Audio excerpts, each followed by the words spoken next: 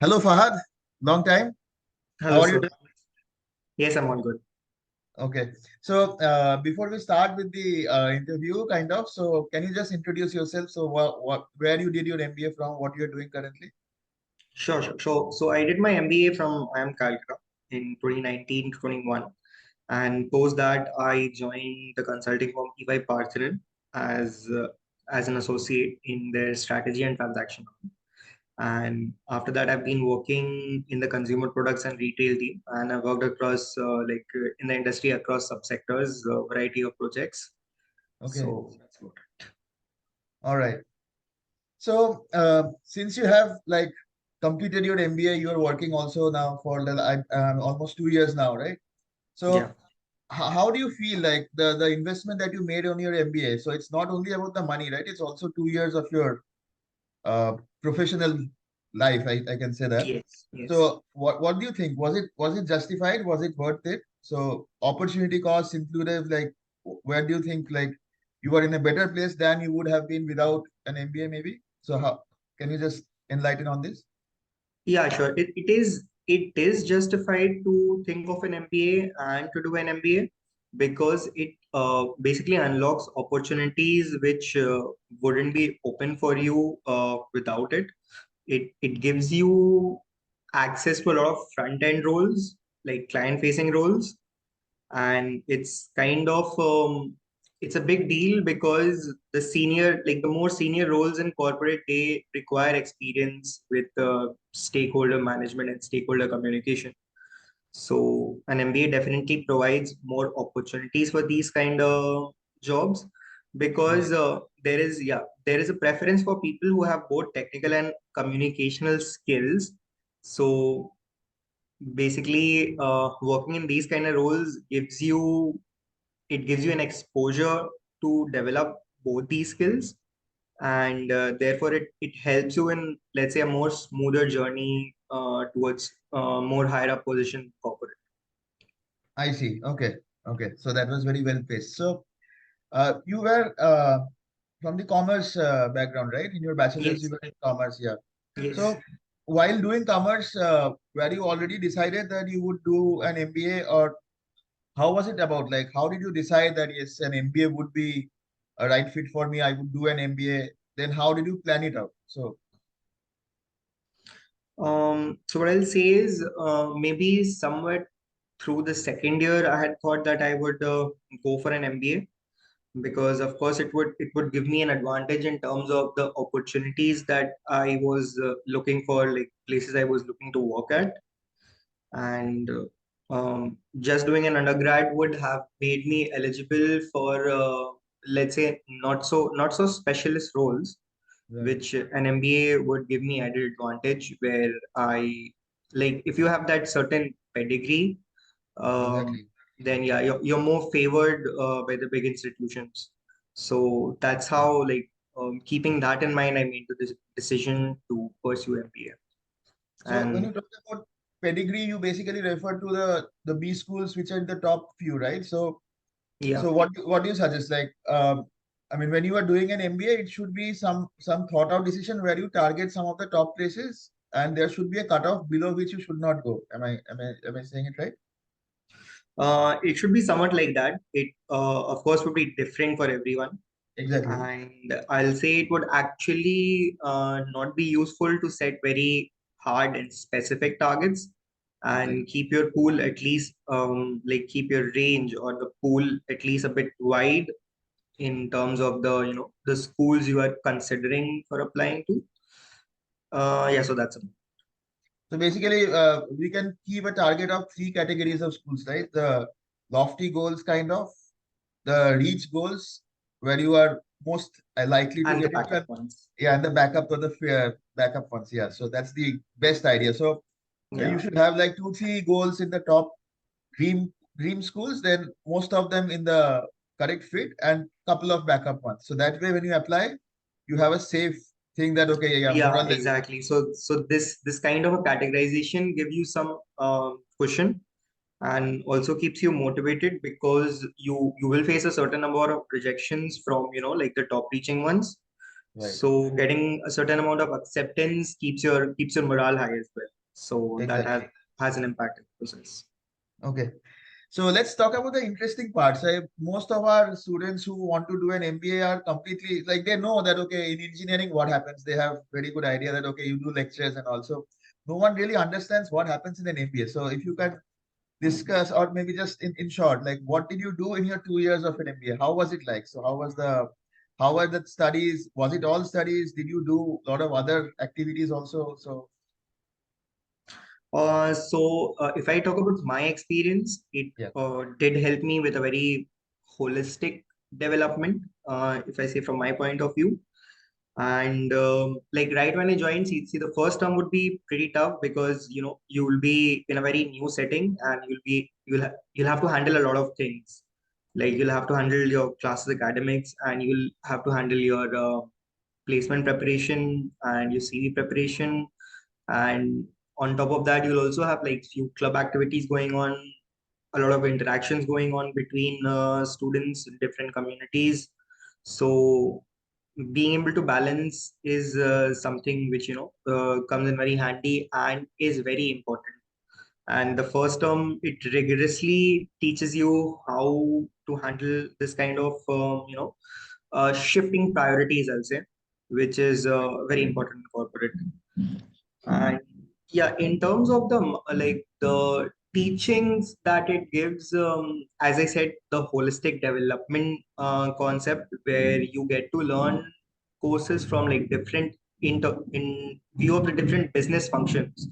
So you'll have courses covering finance, marketing, and organizational structure, human resource management, courses from the strategy perspective, economics perspective, supply chain, cost management, etc.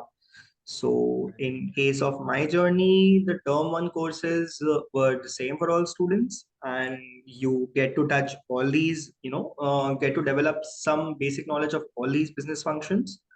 And then in the second year, you can choose to specialize in one of them depending on, what you like more in the first year. So even in terms of that, in case of my college, the professors, they had a lot of expertise in their area, right, especially in economics, finance, as strategy as well. So like it helped a lot. It gives you, and the way we approach the teachings and classes, which is through case-based studies, it's it gives you like very hands-on experience. So it's I'll say very different in terms of the teaching or like the learning which happens in undergrad, at least the experience which exactly. I have in my BCom. So it's more basically touching the theoretical aspects of it, and with very very short problem statements. Here the problem statements would be the entire discussion of the class. Right. So yeah, that's what was different here. So when we talk about different B schools, so like we have those set ideas, right? See, like for example, I am Calcutta is good in finance. Yes. Then I'm Ahmedabad is good in consulting. So we have those categories, right? How far is it true? Like when we say that I am Calcutta is good in finance, does it mean it's not good in consulting? Obviously, it is not that, right? So what decides? Like, I mean, how do you explain this kind of set ideas that are there? I think this kind of built maybe, I don't know, a few years back, um, and maybe because at that time the finance professors or like the consulting professors in one of the institutions or the other institution were like top top notch with good Yeah, pedigree. But I don't think there is a categorization in terms of one IIM would be good in consulting and the other good in finance, because all the top IIMs, they have like the professors which they have, they basically have like a good amount of expertise and right. experience in their fields. So it wouldn't be like that. And for Yeah, example, IIM Calcutta also has a lot of recruitment in the consulting area for top exactly. like for the top consulting firms, the pre-consulting firms, as well as the audit and professional services firms. And in case of the other IIMs, A, B, or L, they also have a good amount of recruitment from finance and other domains. So this sort of generalization, I say, does not hold true right at this moment. Exactly. And of course, the placement data would of course vary from one year to the other. True, true. But if you see, let's say, a 5 year or 7 year average, then it's almost similar for like all the top Almost ones. similar. Okay. Thank you for enlightening on this. So, in the next part, what we will discuss is like how was your preparation for the CAT? So, when you decided in your BCom this that yeah, I will now start preparing for CAT. So, how did you consciously start preparing? So, what are the things you kept in mind? So, as we know, there are three sections in the written test. So, how did you prepare for the three? Any suggestions that you would like to give us based on how your preparation is? And after prep, you have the GDPI and the WAT section also, right? The test, the Yeah. remaining. So final hurdle kind of. So how do you prepare for that? Is it that, okay, after your test is over, then you suddenly start preparing for the GDPI, or is it a continuous process that you followed from the very beginning itself? So if you could highlight on that. Sure. So I'll start with the strategy for CAT prep. Yeah, So for CAT prep, I had this thing in mind already that I would require a mentor. And self studies, of course, like I have preferred self study always, but then it's kind of slow, and having a mentor gives you an added advantage of knowing all the trends and tips and tricks in the first place rather than working it out yourself. exactly. So yeah, so working with you helped a lot. So that's why I decided to join you. So yeah, like once I started my classes, I also started the sectional tests for those very topics. And after a point of stage, when a certain part of the preparation was done, I had started with mock tests. Mock tests, I'll say, were an important part of the prep because it helps you benchmark yourself in terms of where you stand in the crowd, True. and it helps you to monitor your performances as well. And yeah, so I used to take the mock tests very actively. I'll say, like at least one in a week, if not two. Okay. And I'll say even in terms of the reviews which you have of the performance that you're being able to get out of that review is very important. So I remember I used to spend more time on review of these mock tests than the actual tests, like thoroughly Exactly. seeing how did I process this information, and maybe if I could have processed it differently, even if, let's say, even if the question was right, but if my thought process what was a bit slower, and if I could make it quicker, I would kind of Process. concentrate on that as well and try to optimize as much as possible. True. In Yeah, so in terms of preparation for different sections, in terms of cons, regular practice would help. And I think the same would be like regular practice actually would help in like all three sections. But yeah, I think in terms of the preparation, if I talk of the LRDI section, I think a bit more giving a bit more time to it would be of more importance, because those kind of problem statements are something which not many people have dealt with, like in their academics or something earlier compared to, let's say, quants or verbal. So basically, you first try to drive or devise a strategy in terms of how you'll approach this, and like how you wanna select like the blocks of questions which you'll be attempting on the D-Day, and Yeah. have a clear vision of what kind of problem statements works for you and what doesn't work for you, so that the selection and attempt process would be smooth on the main day. Correct. And in terms of verbal, what I'll say is keeping in regular touch with your reading skills, and then reading some articles and books, I'll say, and being in constant touch. So Deshna ma'am's teachings help as well. And yeah, that's what she suggested as well, that being in constant touch with the language would help a lot, which it. Okay. So one thing you suggested is selection. So that means what you are trying to say is it's not like you have to go and attempt all the questions on the test day, right? So you have to be selective questions which are time consuming, not your strength. You should actually be able to recognize them. That is very important, and then leave them as well and attempt the Yes, ones which are your strengths. Yeah, yeah. And then yeah, if you have because time, maybe you can go back. That's always there, but you should exactly. not attempt in sequence and go on attempting each and every question that comes. Yes. Okay. Yeah, because in my experience, even for the best ones, let's say even for the 100 percentilers, it's not possible to attempt each and every question. Maybe they hit the 95% mark or something, Yeah, but even they have to leave something back. So, um, like getting good in that decision making skill is very important. And if you can do it very early on the stage, then very good for you. exactly. So after this, then the next thing that comes is after you get the results, you have to prepare for your GDPI watch. So how was your preparation for that, and what did you do to clear that round? So actually, the learnings I can get, like if I have to repeat the process, then obviously I'll start very early in the stage because my initial start was a bit shaky, and I was pretty anxious because of that too.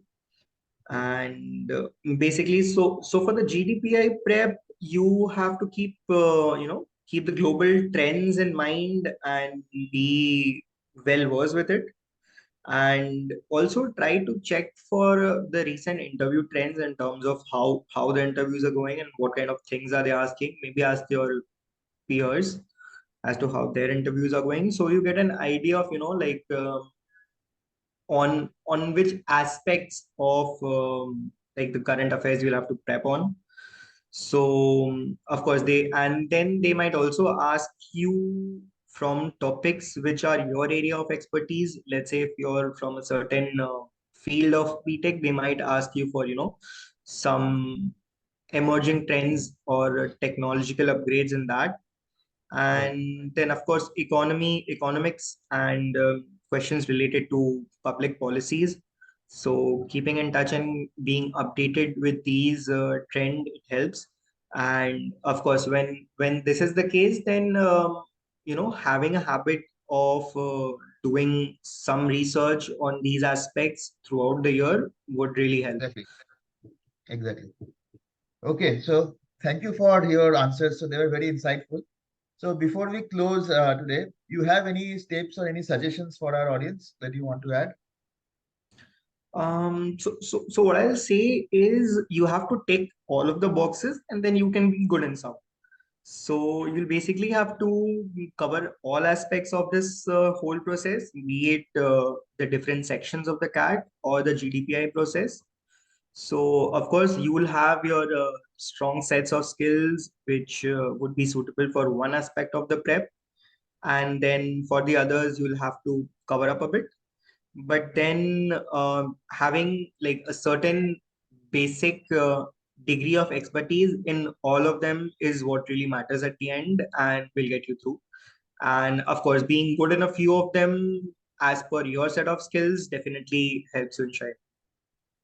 Okay. So thanks a lot for taking out time for this session. So in future, when we have our GDPI rounds going, so we'll be again in contact. Maybe we'll ask you to have some sessions with the students themselves. I hope you Sure. will be available. Sure. Okay. All right. Thank you and wish you all the best in your for future endeavors. Thanks. Okay. Bye.